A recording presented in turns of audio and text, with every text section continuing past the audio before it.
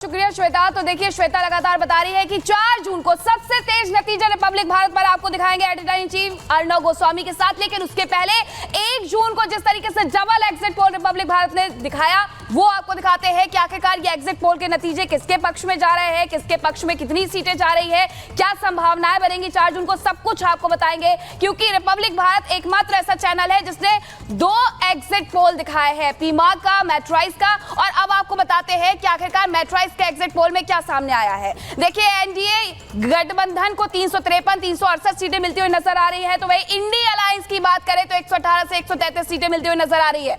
Other के खाते में, अन्य के खाते में 43 से 48 सीटें जाएंगी, ये संभावना बताई गई है मेट्राइज एग्जिट पोल के द्वारा।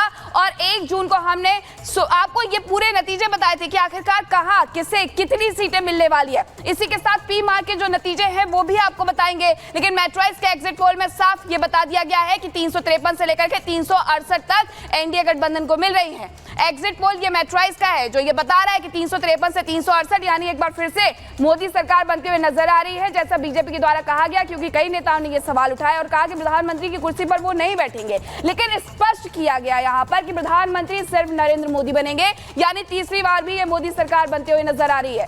ये एग्जिट पोल मेट्राइज का है जो ये कह रहा है कि 350 के ऊपर 353 से 368 सीटें मिलेंगी।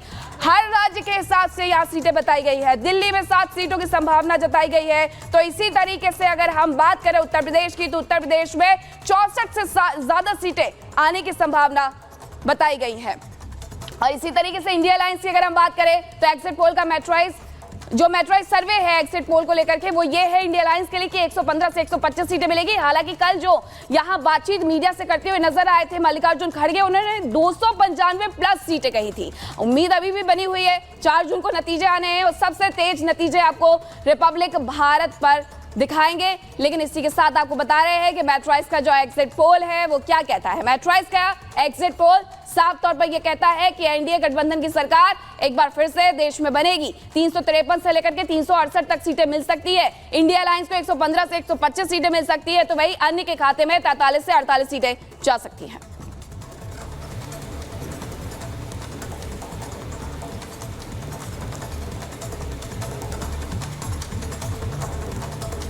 तो ये तस्वीर जो आप देख रहे हैं एग्जिट पोल ने बता दी है।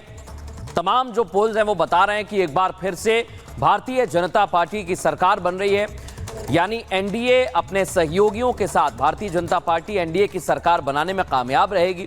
और बड़ी बात क्या है कि सारे जो एग्जिट पोल हैं वो अभी तक 350 के पार दे रहे हैं, यानी परफॉर्मेंस जो है बीजेपी का वो 2019 के जैसा ही रहने वाला है।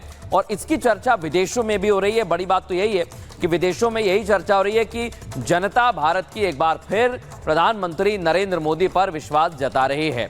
लोकसभा चुनाव के नतीजे तो 4 जून को आएंगे, लेकिन उससे पहले जो एग्जिट पोल आया है उससे विपक्षी गठबंधन की नींद उड़ गई है। उसी से जुड़ी हुई ये रिपोर्ट आपको दिखाते हैं।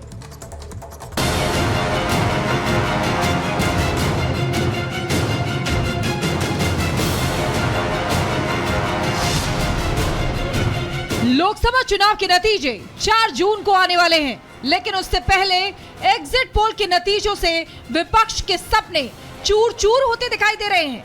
प्रधानमंत्री नरेंद्र मोदी के चेहरे पर चुनाव लड़ने वाला एनडीए गठबंधन लगातार तीसरी बार भारी बहुमत के साथ केंद्रीय सत्ता में आता दिखाई दे रहा है। तो वहीं विपक्ष के सारे दावों की हवा निकलती दिखाई दे रही है। इसी कड़ी में बीजेपी को लगातार तीसरी बार मिल रही जबरदस्त जीत का इशारा पाने के बाद पीएम मोदी ने इंडी गठबंधन पर जबरदस्त हमला बोला है।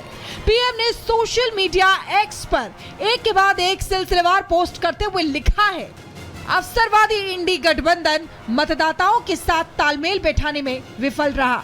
वो जातिवादी, सांप्रदायिक और भ्रष्ट हैं।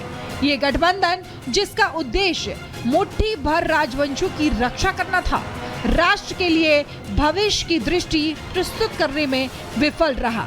अभियान के माध्यम से उन्होंने केवल एक चीज में अपनी विशेषज्ञता बढ़ाई, मोदी को कोसना। ऐसी प्रतिगामी राजनीति को जनता ने नकार दिया है। एग्जिट पोल के नतीजे आने से कुछ घंटे पहले तक पीएम कन्याकुमारी में अपनी ध्यान साधना में लीन थे।